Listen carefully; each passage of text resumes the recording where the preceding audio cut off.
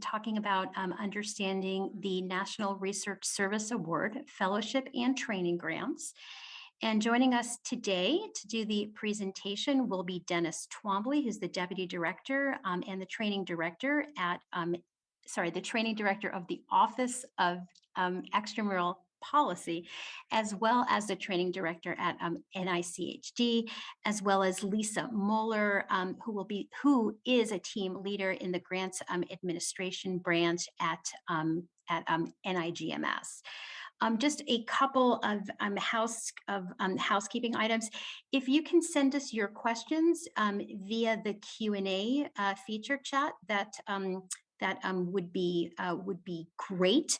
Myself and Christina Fleming and Kelly Albrecht will be answering those as quickly as we can, and then we will be saving any questions for the presenters for the end of their presentation. So without further ado, I am going to turn it over to Dennis and Lisa. Great, thanks, Shoshana. Welcome, everybody. It's a pleasure to be giving this presentation, and I think we have a very large audience, and that's terrific.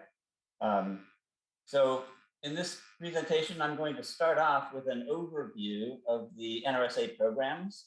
I will be approaching it more from a programmatic standpoint, and just an overall summary of what these programs are, why we have them, who they're targeted for, and so forth. In the second part of the presentation, Lisa will talk about post-award issues. So what happens after a fellowship or a training grant is awarded. And so we're dividing it up that way. In the bullets down there at the bottom, you see I'll be talking about NRSA programs in general, and those are eligibility and general requirements that pertain to both fellowships and institutional training grants. And then I'll break those two apart so that you can see how those function. And then the last two bullets are for Lisa's section of the presentation. We have a pretty long slide set here. We will buzz through some of these and skip them, but we wanted to have a comprehensive enough slide set so that if you have that as a resource, you'll be able to go through the set and see pretty much everything that's kind of most important about these programs, even if we don't talk about it. All right, so what are NRSA programs? So these are ways that NIH uses to support the training of pre-docs, postdocs, sometimes new investigators. And the idea is to give them training with mentors who are successful scientists and help bring them along the training pipeline. Each of the NIH institutes has a group of fellowships and training grants that they provide support for, but it's important to know that when you submit an application, it has to fit the mission and priorities of the institute that you're applying to. So if you put something together that's more in the cancer realm and you submit the application and it comes to NICHD, we won't fund it. We have a process for referring applications back and forth once they come in the front door, but it's in your interest to figure out which institute might be more interested in a particular type of application. Here we have a slide of the training and career pipeline. The panel in the middle, the orange panel, starts with graduate students and medical students as they begin research training, moving on toward postdoctoral training after somebody receives their doctoral degree, and then moving on towards faculty stages. We have different types of awards at NIH to target different groups of individuals and different stages of training. Some people may end up having multiple awards. They might have a predoctoral fellowship and then a postdoctoral fellowship, or they may just have one. We don't expect any one person to have all of these, but we provide support for these particular stages here. What I'll be talking about today are the ones here in orange. These are the fellowships and career awards. I'm sorry, these are the fellowships and training grants. After that, somebody might consider these other ones. Overall, then, what we're trying to do is bring people to the point where they can apply for research grants when they get their own laboratory or maybe are collaborating with other people as a research team. Individual postdoctoral fellowships include, for example, the F30 and the F31 predoctoral fellowships, and also the individual postdoctoral fellowships, the F32s. There are subdivisions of these, and I'll talk about those in a minute. But basically, these are applications that a fellow would put together in partnership with their mentor to propose a research project and a training program to support them while they're either in graduate school or as a postdoctoral fellow. So these are individual awards. In contrast, the institutional training grants are awards that are made to an institution, and the funds that are provided have enough support for multiple slots, either multiple predoctoral or postdoctoral slots, or a combination of the two. And they are administered under the direction of a training director who's usually a very well-established investigator. And there's a team of faculty mentors where the trainees can be farmed out for training in those laboratories.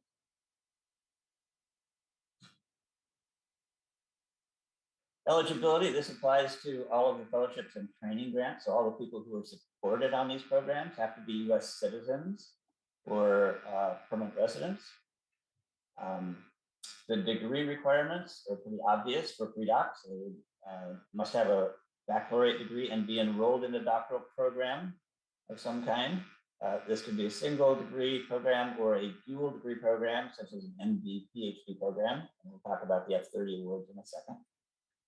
For postdoctoral fellowships, the F32, they need to have some kind of a doctoral degree, such as PhD or MD or a comparable doctoral degree from a domestic reform institution.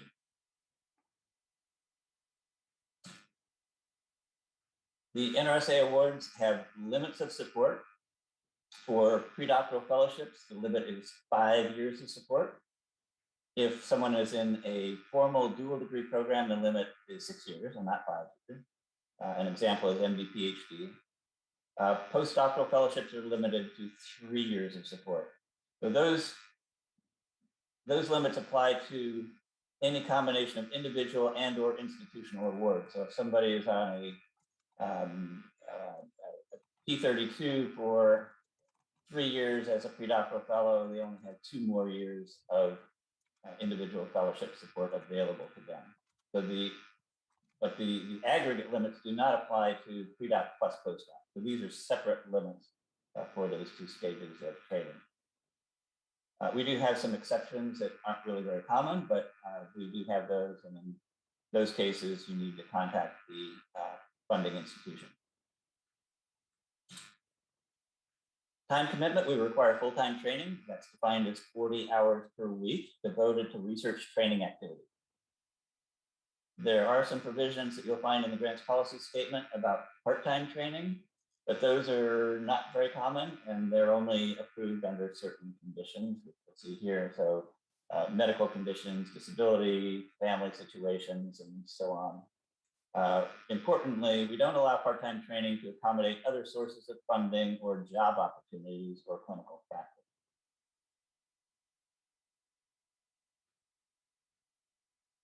The awards for training support, either fellowships or training grant slots, include a stipend, which is a subsistence allowance to help defray living expenses. Tuition and fees. So in an application, you need to put the full needs, the full costs at your institution, but NIH has a formula which caps the amount that we really do award. So the formula is 60% of the actual costs up to a cap of $16,000 for predoctoral trainees and fellows, and $21,000 for those in dual degree programs. And for postdocs, it's $4,500. For T32 programs and other institutional training grants, training-related expenses can be used for health insurance, staff, consultants, research supplies. I should have included here also institutional allowance because it covers the same kinds of costs. I think a lot of fellows and trainees now use a lot of these funds for health insurance just because those costs are so high. The way to find out the current support levels, I used to have a couple of slides on what the levels were, but I got tired of updating it every year. So just Google search NRSA stipends 2022, and that will show you the current allowance for stipends, tuition fees, institutional allowance, and training-related expenses. And there are pretty much changes every year, so check it out before you do the budget on the application. Individual NRSA fellowships. So these are the F series, and here are some of the ones that we see most often. For predoctoral fellowships, there are F30s in dual degree programs, students in dual degree programs. There are two types of these that you need to pay attention to, and you may have come across this already. And that is, there's one fellowship announcement that's for individuals and institutions with MSTP programs. So those are medical science training program funding. NIGMS supports a lot of MSTP programs. Lisa can maybe comment on that. And then there's a separate funding opportunity for institutions without MSTP program. So you need to pay attention to which is which and submit the right kind of application. F31 fellowships are for predoctoral students. Most of those come in under the so-called parent funding opportunity announcement. We also have an F31 opportunity for those who are underrepresented in science, so underrepresented racial and ethnic minorities, people with disabilities, or people from a disadvantaged background. Those categories are defined in the funding opportunity announcement. You can look that up. Postdoctoral fellowships. Postdoctoral fellowships, the F32 is the one we see almost all the time. And then there's a senior F33 fellowship that isn't really used very often these days, but it is available through some institutes. So how do you find out about these programs? You need to go to the so-called funding opportunity announcement. So you'll hear us talk about FOAs this, FOAs that. That's a broader umbrella term covering PAs and sometimes RFAs. But this document, which can run anywhere from 20 to 30 to 40 pages long, and is very detailed, very specific, gives you everything you need to know about a particular program. So at the top is the title. This one I've taken from the parent F32 announcement. And here's the PA number for that. And right under these sections, you see components of participating organizations. So these are the institutes and centers, the ICs, at NIH that support that program. So if you don't see NICHD or NCI or some other institute listed here, you should not be applying to them because they won't provide any money through that program. And some institutes do not participate in some of these, depending upon, but most of the institutes participate in the ones that I'm going to be talking about. And the requirements are quite similar, although there's some subtle differences from institute to institute. And where you find out about that is this section right here at the bottom. It says special note, not all institutes and centers participate in the parent announcements. You should carefully note which ICs participate and view their respective areas of research interest and requirements at the, and this is the key thing, we'll call these IC tables, the table of IC specific information requirements and staff contact. So if you click on this link, it will take you to a big long table that looks a lot like this, only this is just the NICHD entry on a table of probably 20 institutes. This is what you really need to go to find out what are the kind of custom parameters that those institutes require for those applications, whether they're fellowships or whether they're 232 programs. So here you see in the main text box, our NICHD entry describes, what is our mission all about? What kinds of science do we study at our institute? And these are the things that we're trying to cultivate a workforce in. And that's our objective. We also have some other guidance here about who's eligible, who's not eligible. We have listing here for the amount of salary support that we might provide, and so on. This is taken from a K-99. I didn't bother to switch to another funding opportunity just because I could show you the example here. For the F awards and for the T32s, you'll find all of the current cost allowances in the notice that's released each year. So if you Google stipend allowance NIH 2022, you'll get the current amount. But the point is that most institutes will put some budgetary limits here in this table. And then on the left side, you see who you should be contacting in case you have questions. So there will be a scientific program contact. It could be a program officer, it could be a training director such as myself. And then there's also a grants management contact. Ryan Talisnick is in our grants management branch. If you go to the NIGMS entry, you'll see Lisa's name or somebody else's name from NIGMS. Those are the people you can get in touch with right at the very beginning and start asking questions. How do you apply? You go to the SF424 application guide and find the F category here. Just click on that and you'll go to the PDF and you'll get all of the instructions for fellowships. One thing to note about that, some people ask, well, should I be following the instructions in the 424 guide or should I be following the instructions in the funding opportunity? The basic rule is that the 424 guide has kind of the basic instructions. However, the funding opportunity sometimes has superseding instructions that you should follow rather than the 424 guide. But if the FOA doesn't say anything about something, you follow the 424 instructions. Review and award for fellowships. We have a two-stage review. So the initial review is usually done by the Center for Scientific Review, CSR Fellowship Study Sections. You can Google search CSR Fellowship Study Sections.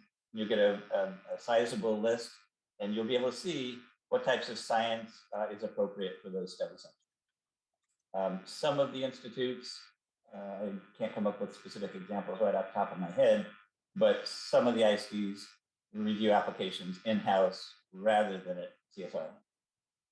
NICHD uses CSR for all of ours. There's a second level review, which is analogous to council. Most of the institutes have an administrative training group, some kind of a group that does the second level review of fellowship. As far as time frame, there's generally a 9-month period from receipt of an application to when an award might start. The exception is for October Council when we often don't have a federal budget or there's other uncertainties about how much money an institute might have to distribute out for fellowship. Review criteria for fellowships. I won't belabor this, but they're all in the funding opportunity announcement.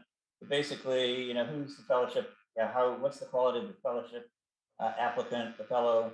How experienced are the mentors and the sponsor? Is there an effective research training plan? What's the potential for training this individual? And is there a strong institutional commitment to this fellow? There's other review criteria as well. Under each one of these score criteria in the FOA, you will see a paragraph listing a bunch of questions that reviewers will ask about the application. And that's how they come up with the final score.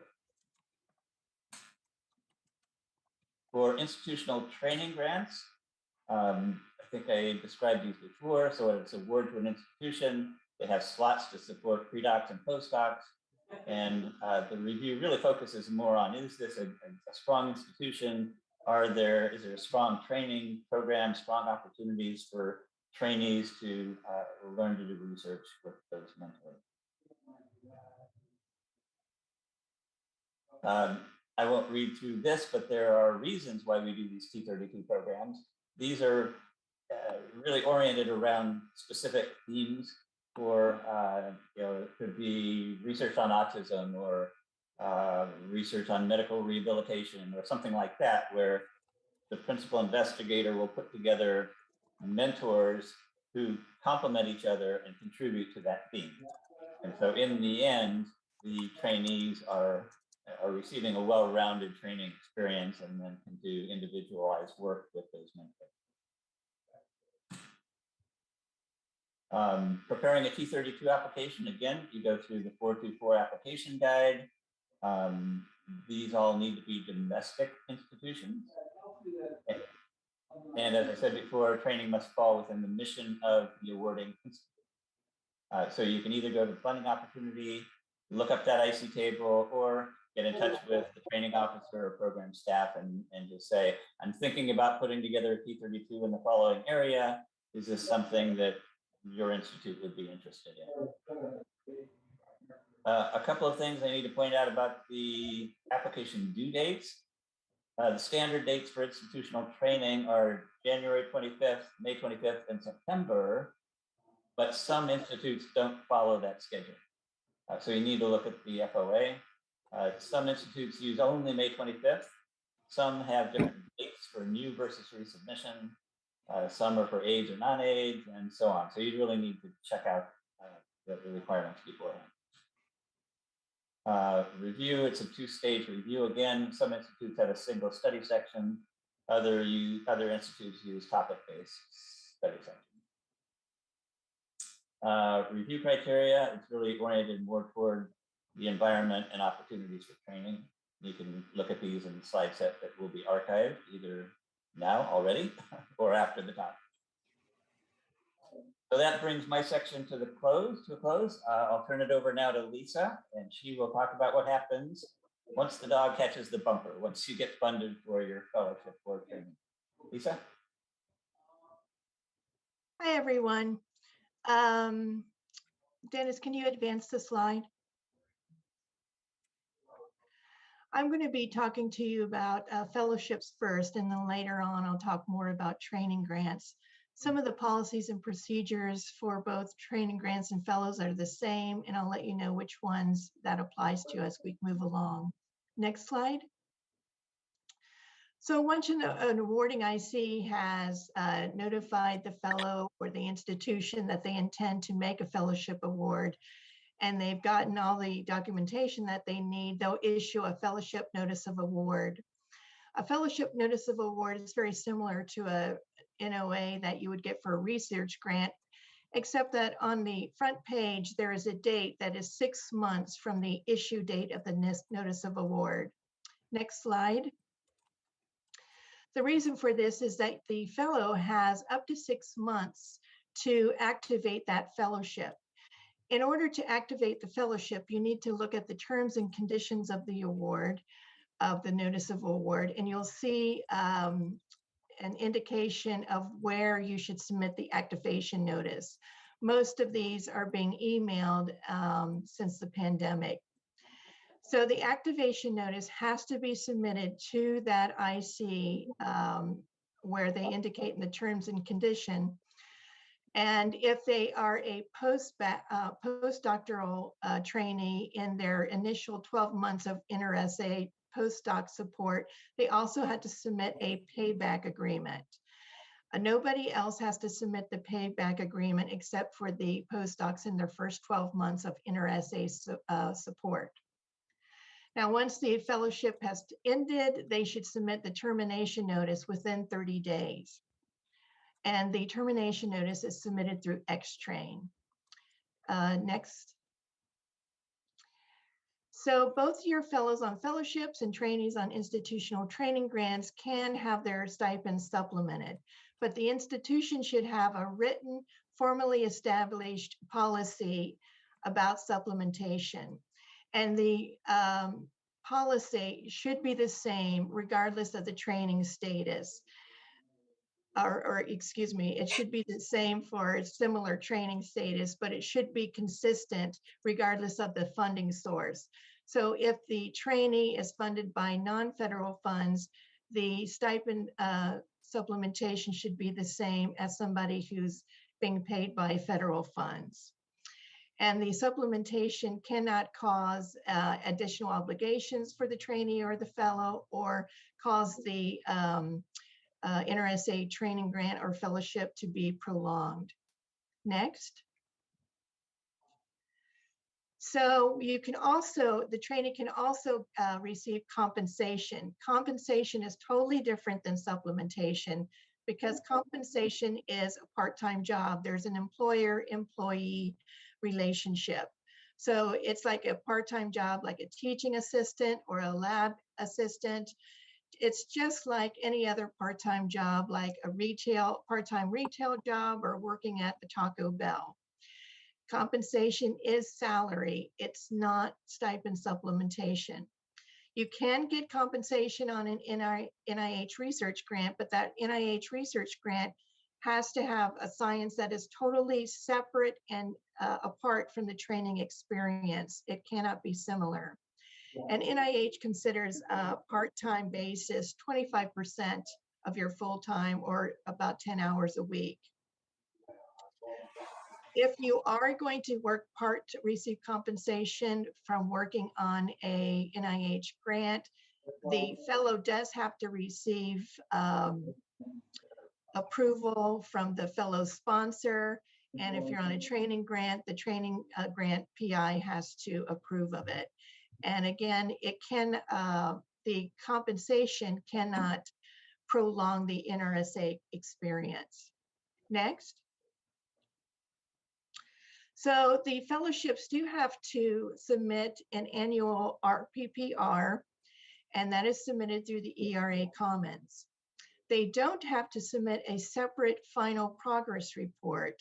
Instead, when they submit the termination notice through Xtrain, on the termination notice in box 8, they can summarize their progress report there.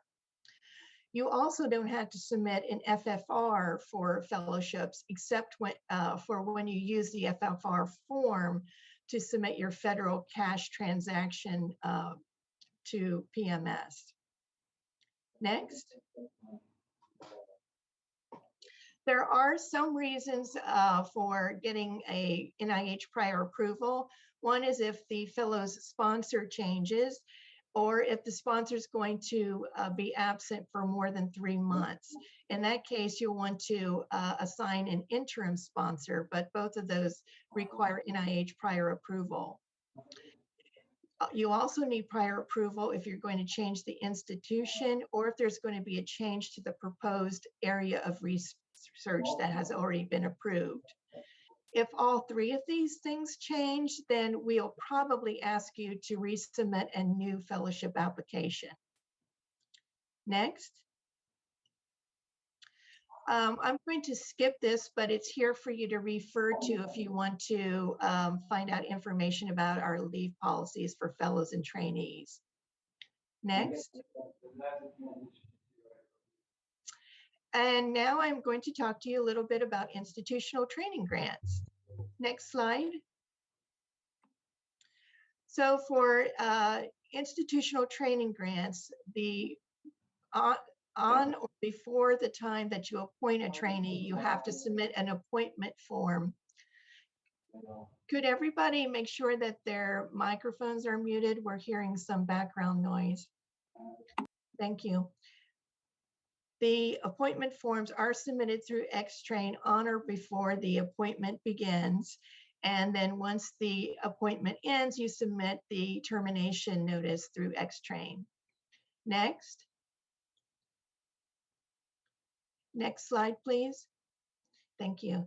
So as Dennis mentioned, the trainees are appointed on a full-time basis, and we usually define that as 40 hours a week. The appointments can be anywhere from 9 to 12 months in duration, and they can be appointed at any point during the budget period for a full 12 months. If you're going to appoint somebody for less than 9 months, you have to get NIH prior approval. Next. So many of our ICs adhere to the concept of training slots versus training months. What do I mean by that? Well, at NIGMS, where I work, we adhere to the concept of training months. So that means if we give you a notice of award and you see on there that we've awarded you 3 FTTPs, which stands for full-time training positions, or that's 3 trainees or 3 slots. They all mean the same thing. We interpret that as 36 training months because 3 trainees times 12 months equals 36 training months. So what that means is if you receive that notice of award and you appoint 3 trainees for 12 months each, and one trainee comes to you after 3 months and they say, you know, I thought research was my passion, but it's not a good fit for me and I need to terminate early.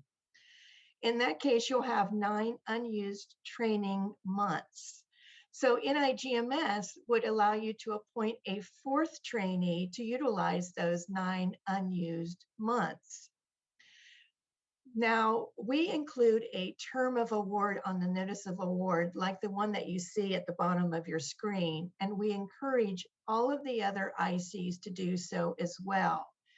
But in the absence of this, you should reach out to the grants management specialist that awarded the notice of award to ask what you can do, because some ICs who adhere to the concept of training slots, in the example that I gave, would say, well, I'm sorry that one person terminated early, but we're only going to allow you to appoint 3 trainees, and you'll have to indicate on the FFR the funds that are associated with that early termination under unobligated funds.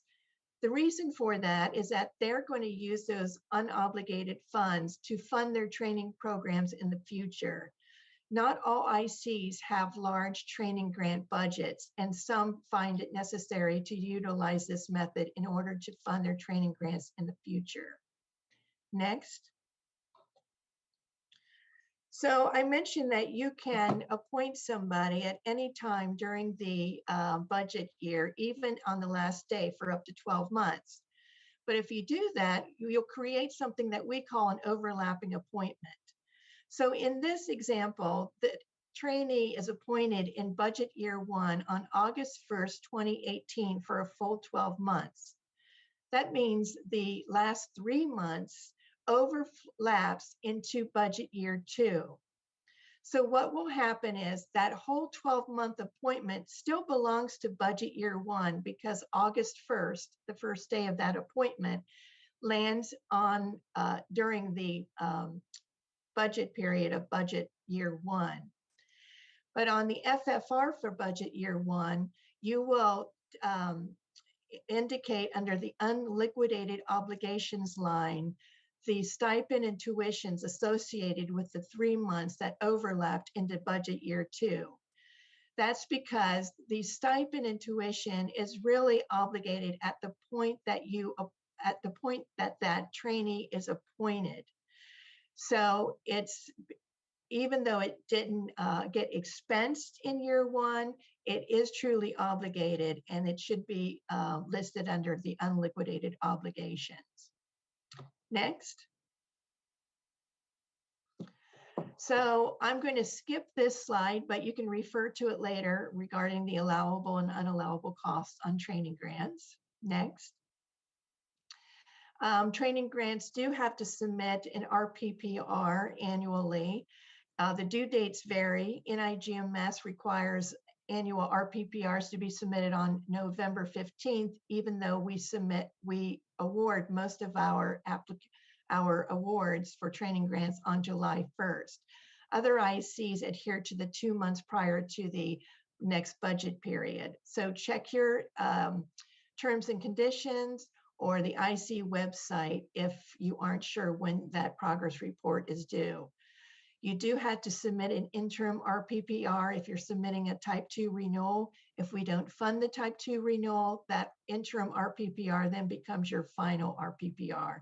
And of course, if you don't submit a type 2 renewal, you have to submit a final RPPR 120 days after the project period. Next. FFRs are due annually for training grants. They're due 90 days after the end of the calendar quarter in which the period, project period ends. Next. You do need prior approval if you're going to have a change of PI. for certain types of rebudgeting, which I'll go over in the next slide.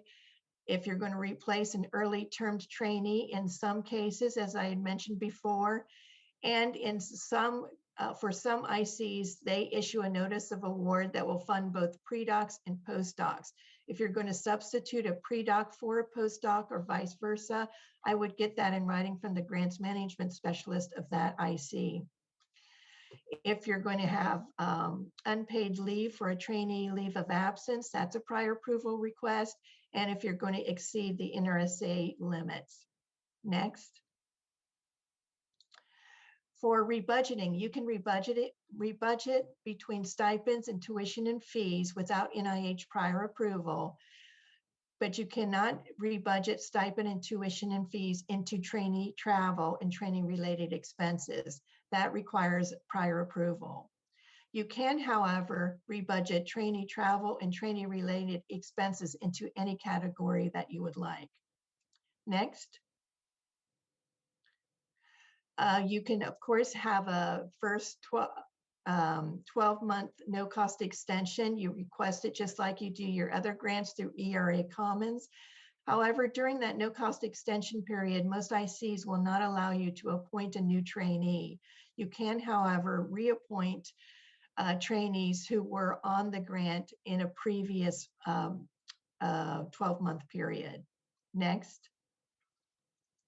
Okay, the next few slides are resources, and I want to remind you that you can stop by our IC individual booth or ask the training officer booth if you have additional questions. And I think we're going to open it up now to questions from the group for the last 5 minutes that we have.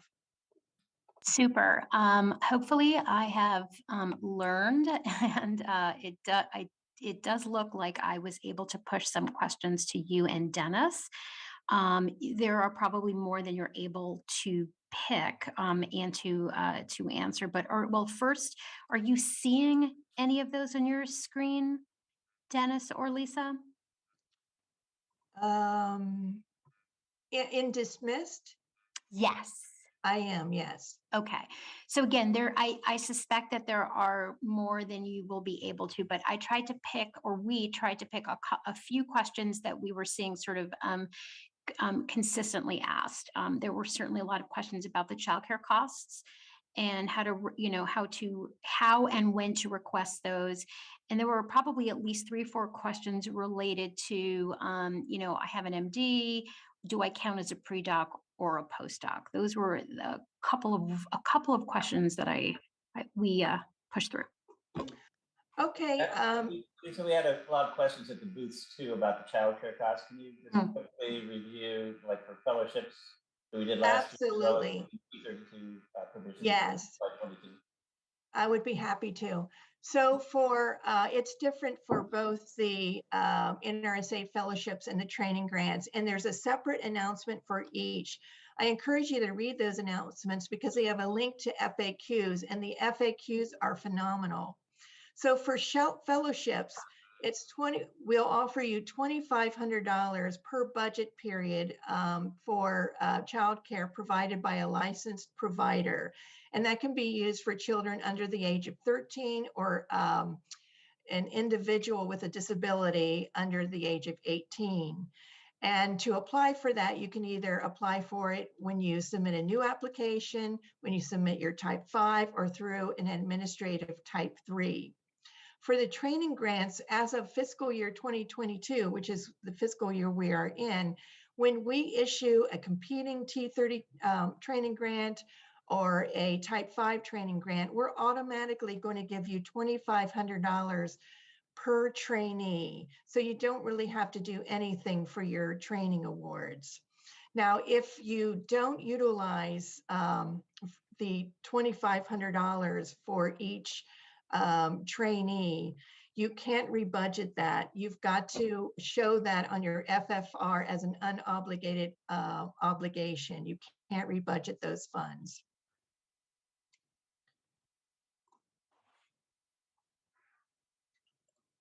Okay, let me deal real quickly with this one. Let me just read it. if I'm qualified for a diversity supplement, then what is the benefit of applying for F31 diversity versus F31 traditional route?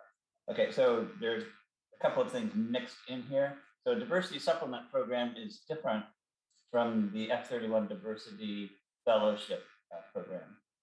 So a supplement is an award to somebody, an investigator who already has an R01 grant, for example, where the supplement will allow that PI to bring on an underrepresented person to work in the laboratory and receive training. The F31 diversity and the regular, the parent F31 are submitted applications on the fellow will prepare them and submit them through themselves through the sponsored programs office. So yes, I did mention we have the F31 diversity versus the F31 parent. I think why you would apply for one versus another would depend on which institute is involved. We have had a flood of parent F31 applications over the years, and we're getting more and more each year. We've at NICHD tried very hard to keep the success rate about the same for the diversity F31 over the years. And for a while, the parent F31 success rate was much lower. I think now we're closer to the mid-20s on the parent F31 and more like 30 for the diversity F31. So if you came to NICHD, you'd be better off applying for the diversity F31 rather than the parent. But what you should do is contact the training officer and have them weigh in and give you an opinion on that. Dennis, can I also just jump in quickly and correct me if I'm wrong, but isn't one potential difference also where you are in your dissertation defense stage? So correct me if I'm wrong, but I think the F31 requires that you have already defended your dissertation, and I think the F31 diversity does not. Is that right? So good question. I have heard that question. Some people interpret that very literally. I think many institutes go by the FOA guidance that says apply as soon as you have started working in your PhD dissertation laboratory and are in position to develop a successful training program and research project. At our institute, you don't have to advance to candidacy, because for many of you who are out in academia, you know that some fellows or some graduate students often don't really advance to candidacy until quite late in the game. They haven't done their oral exams or done other things to advance to candidacy. So from our perspective, we want to get the money into the hands of that fellowship applicant as soon as possible. So I don't think, Lisa can maybe weigh in on this, but we don't apply that rule to the candidacy. That's helpful, thank you. We have about 2 more minutes.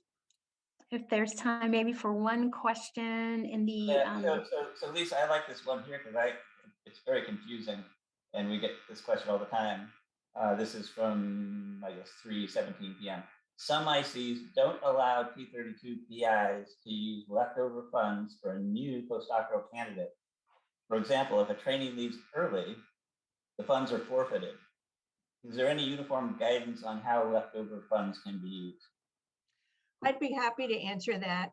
Unfortunately, there isn't any uniform guidance. Each IC handles that differently. And that goes back to that slide about training months versus training slots.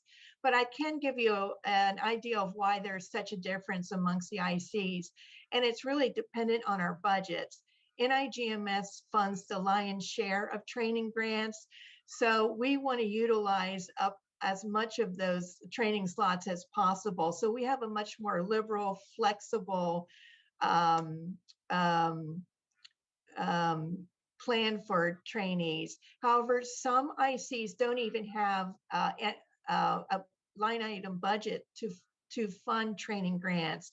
So they are likely to need those leftover funds to fund their program in the years going forward. They count on those unobligated funds when a trainee terminates early, or if you weren't able to find somebody to fill a slot. So that is why it isn't uniform from IC to IC. It has a lot to do with budget And it also has to do with the number of grants that the IC has to monitor and fund.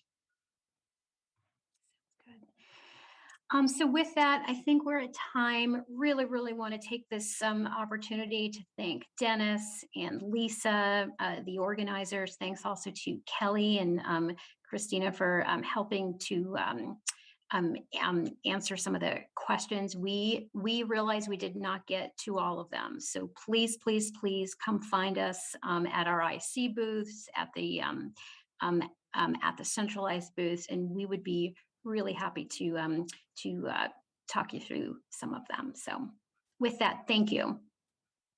Thanks so Thank much. you, Shauna. Everybody.